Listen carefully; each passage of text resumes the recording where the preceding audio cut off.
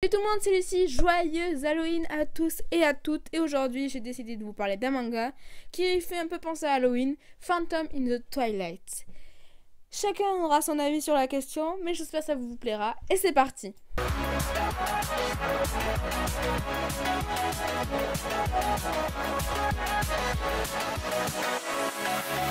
C'est un animé tout récent qui date de 2018 où nous suivons l'histoire de Ton, qui est une jeune étudiante arrivant à Londres qui va se faire voler sa valise et va tomber sur un café plutôt étrange qui s'appelle le Forbidden Café où les clients sont des humains mais aussi des ombres, des ambras. Ce café n'ouvre qu'à minuit. C'est un café très étrange. Dans tout l'anime, nous allons suivre différents personnages. Et l'une qui est des plus importantes qu'on ne voit pas du tout mais qu'on entend toujours parler, c'est Rijan. C'est une femme qui est extrêmement séduisante, extrêmement belle, très délicate et surtout extrêmement puissante grâce aux âmes qu'elle contient dans sa bague. Elle est la créatrice du café, ou plutôt la créatrice du groupe que composent tous les ambras qui travaillent dedans. C'est-à-dire Vlad, qui est lui Dracula, le fameux Dracula. Vlad déteste tout autre aliment autre que le thé. Il a horreur de la cuisine française, de la cuisine italienne, de toute autre cuisine qui n'est pas du thé. Il n'aime pas. C'est pour ça qu'il déteste la cuisine de Luc, qui est un loup-garou. Luc est très puissant aussi et il a un frère qui s'appelle Chris, qui est aussi un autre loup-garou, qui est un peu plus compliqué à cerner. Luc cuisine donc très bien et c'est le cuistot du café. Il y a un autre super-héros en bras, si vous préférez, qui s'appelle Taoru, je sais pas si je le prononce bien, qui est en fait une sorte de machine humaine qui a été créée dans le but de tuer tout ce qui se trouve sur son passage et de détruire tout ce qui se trouve sur son passage. Et en fait, il sort des armes comme ça de son corps, tranquillement. Tout ce que vous voulez, il vous le sortira. Et heureusement pour notre héroïne, il est contrôlé par un sceau qui est sur ses yeux. Et ce sceau a d'abord été posé par Rijan, puis il sera posé par Ton.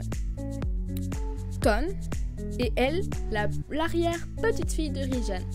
Elle a hérité de sa bague avec tous ses pouvoirs dedans. Ton est pleine de vie et extrêmement courageuse, surtout quand il s'agit de ses amis. Mais Ton, cela dit, ne contrôle pas extrêmement bien ses pouvoirs ou alors a du mal à mesurer sa puissance parce que dans plusieurs épisodes, elle est sur le point de s'en transformer en Ambra. Car elle a les cheveux rouges, ça veut dire que ce n'est pas bon pour elle. Mais elle continue parce que ses amis sont en danger et c'est le principal. Son amie qui est en danger est sa meilleure amie. Et cette meilleure amie, c'est Shinyao. Shinyao arrive en même temps qu'elle à Londres et au fur et à mesure, elle va se faire kidnapper par plusieurs personnes, par plusieurs associations, par une association je veux dire, et elle va se faire kidnapper à un moment parce que elle aura eu des pouvoirs qui sont un peu sombres, des pouvoirs un peu mal expliqués, qui sont elle peut absorber les ambras, les non-humains en elle et qui du coup l'aident, travaillent pour elle si vous préférez, ce qui engendrera beaucoup de problèmes. Shinyao a d'ailleurs été capturé par Chris, qui est le frère de Luc, c'est aussi un loup-garou. Mon Chris, très clairement, c'est le classique bad boy qui n'en fait qu'à sa tête, qui s'en fiche des lois, mais au fur et à mesure, il va finir par tomber amoureux de Shinyao et donc il va finir par vouloir la protéger à tout prix. Car à la base, il ne faut pas oublier que Chris déteste les humains parce que c'est eux qui lui ont donné la naissance, donc lui donné une vie qu'il ne voulait pas. Donc il déteste les humains, mais au fur et à mesure, il ne détestera plus les humains. Shinyao, avec ses pouvoirs magiques, a pu aider Chris et d'ailleurs va les perdre à la fin de l'anime, à la fin de la saison 1. Parce que, tout simplement, grâce à Wayne. Wayne, c'est aussi un membre du café, qui à la base est un fantôme, qui ne se rappelle pas du tout de son passé. Il peut posséder toutes sortes d'objets, radio, télé, ordinateur principalement parce qu'il est super fort pour craquer l'informatique. Et il finit même par posséder une poupée à l'apparence d'un jeune garçon et qui restera son apparence durant tout le reste de l'anime. Mais au fur et à mesure, ce Wayne qui paraît si mignon, si gentil, en fait, sa véritable identité n'est pas qu'un simple fantôme. Sa véritable identité, c'est qu'il est Satan en personne. Mais heureusement pour nous, ou malheureusement, je ne sais pas, il revient que très peu de temps. Il revient à lui, à Satan, que très peu de temps, surtout quand il se fait emprisonner dans des ordinateurs et qu'il en sort. On peut voir que sa forme démoniaque est quand même un haut level. Donc, maintenant, dans cet animé, il y a beaucoup d'action et peu de romance. Donc ceux qui veulent voir de la romance, ce n'est pas sur celui-là qu'il faut se diriger, même si tu peux te faire des films dans ta tête, ce que j'ai sûrement fait, même ce que j'ai fait. Dans cet animé, Xiao est vraiment la cause de toutes les péripéties, je pense, car en fait, si elle ne se faisait pas enlever, Tom ne chercherait pas à utiliser ses pouvoirs, donc ne développerait pas ses pouvoirs, et il n'y aurait pas toute une histoire autour du café. Donc merci Xiao de t'être fait capturer. Les Ambras, comme je vous l'ai dit précédemment, sont nés de l'esprit de l'homme, des peurs de l'homme. C'est pour ça qu'il y en a beaucoup d'entre eux, dont Chris, qui détestent les hommes, mais ils finissent petit à petit à apprécier l'homme. Il y a eu beaucoup de romances, par exemple un Ambra qui tombe amoureux d'un chanteur, mais ce n'est pas possible car elle dévore l'âme des hommes.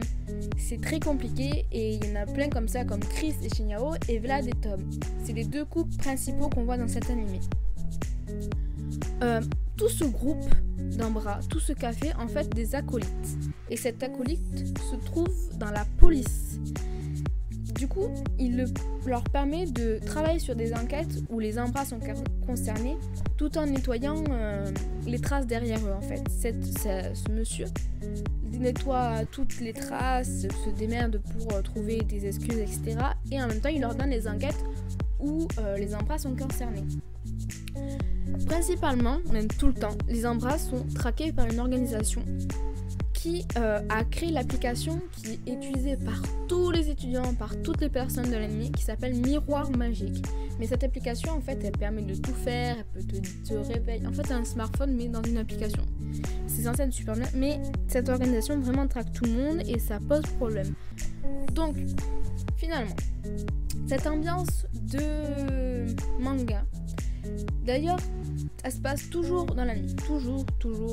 Donc ça donne une sensation assez oppressante et parfois stressante. Après, par contre, il n'y a pas beaucoup de suspense. Pour ceux qui ont beaucoup vu le manga, ils savent un peu comment ça se déroule. Il n'y a pas beaucoup de suspense. La seule surprise que j'ai pu avoir durant toute cette découverte, c'est la véritable identité de Wayne et les pouvoirs que possédait Xiao. Ensuite, c'est un anime aussi beaucoup concentré autour de la magie, car déjà tous les Ambras c'est de la magie de Tom et de Xiao. Mais il y a un truc très intéressant dans cet anime, c'est que Rijan est morte. Enfin, c'est ce qu'on croit. Tom, elle, a été un peu obligée d'utiliser ses pouvoirs à cause du frère de Rijan qui voulait garder la jeunesse éternelle, donc il absorbait les pouvoirs des magiciens, etc. Et à la fin de cet animé, il a totalement perdu ses pouvoirs, il est devenu totalement vieux, et en fait il se retrouve face à une petite fille. On n'a aucune image, mais on a compris qu'il était mort.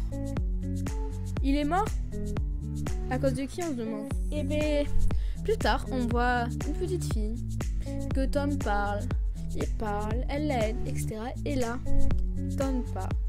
Et cette petite fille dit bonne chance. Et en fait, cette petite fille, c'est Rijan.